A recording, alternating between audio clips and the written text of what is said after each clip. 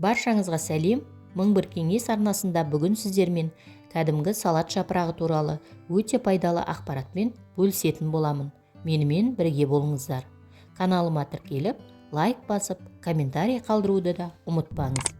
Салат жапырағын күнделікті ас үйде қолданғанымызбен, оның медицинада да атқарар қызметі зор. Ол тағамға ерекше дәм береді, әрі адам денсаулығын нығайта түседі. Салат жапырағының денсаулыққа пайдасын бірі білсе, енді бірі біле бермейді. Назарларыңызға салат жапырағының емдік қасиеттерін ұсынамыз. Салат жапырағының құрамында С дәрумені және кальций, темір, йод, калий, мырыш, фосфор мен мыс секілді минералды заттар бар. Ол жүйке жүйесін тынықтырып, ұйқыңызды жақсартады, ағзадағы тұздың мөлшерін реттейді. Құрамындағы фолий қышқылы мен пектин ішек жолдарының жұмысын реттеп, ағзадағы холестеринді шығарады. Темір тапшылықтың орнын толтырып, қан аздықтан құтқарады. Дәрумені қан тамырларын жақсартуға көмектеседі. Адам ағзасы үшін ең пайдалы фолий қышқылын да осы көктің құрамынан аласыз. Бұл қышқылдың әсіресе жас балалар мен жүкті аналарға тигізер көмегі көп. Ол балалардың қысылмай өсуіне, ақыл ойының дамуына, иммундық жүйесінің мықты болуына ықпал етеді.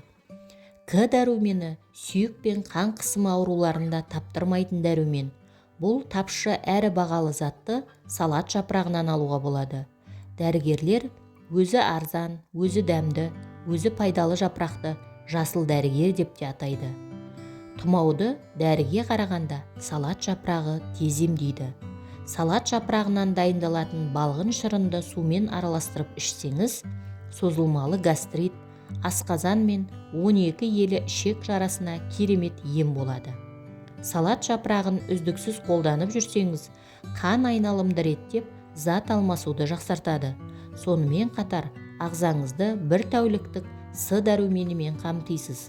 Негізінде ересек адам тәулігіне 90 мг С дәруменін алу қажет.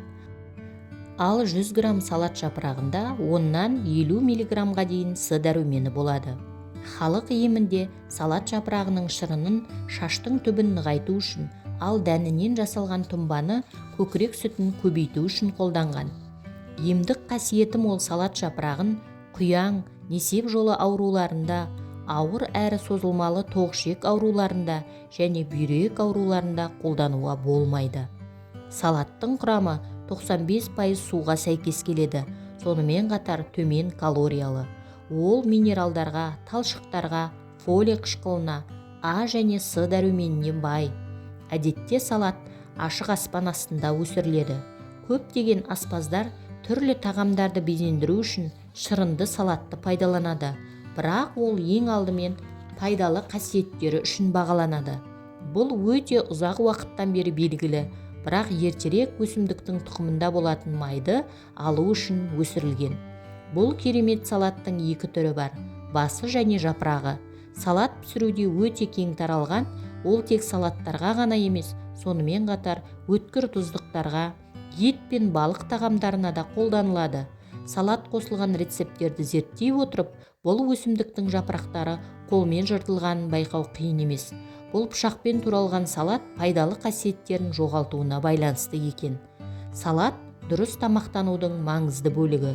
Диетологтар салат жапырағының артықшылықтарын бағалайды, бірақ олар өнімнің мұндай бай құрамы егер дұрыс қолданылмаса, денсаулыққа біраз зиян тигізу мүмкін екенін ескертеді. Салат балалардың, қарттардың, ауыр жүктемелерден, ауыр аурулардан, операциялардан және семіздіктен кейін денесі әлсіреген адамдардың диеталық тамақтануына арналған емдік өнім болып табылады. Салат құрамындағы дәрумендер ағза үшін көктемгі авитаминоз кезінде өте құнды екен. Салаттың қақырық түсіретін әсері бар. Ол қорғаныш функцияларын арттырады. Сондықтан жөтелмен күресу және жалпы денені нығайту үшін оны ауру кезінде жеген пайдалы. Салатты үнемі пайдалану тәбетті жақсартады және ас қорыту жүйесіне жақсы әсер етеді. Салат жапырақтары жүйке аурулары, ұйқысыздық кезінде денсаулыққа өте пайдалы. Салат жапырағы туралы пайдалы ақпаратым кәдеңізге жарасын.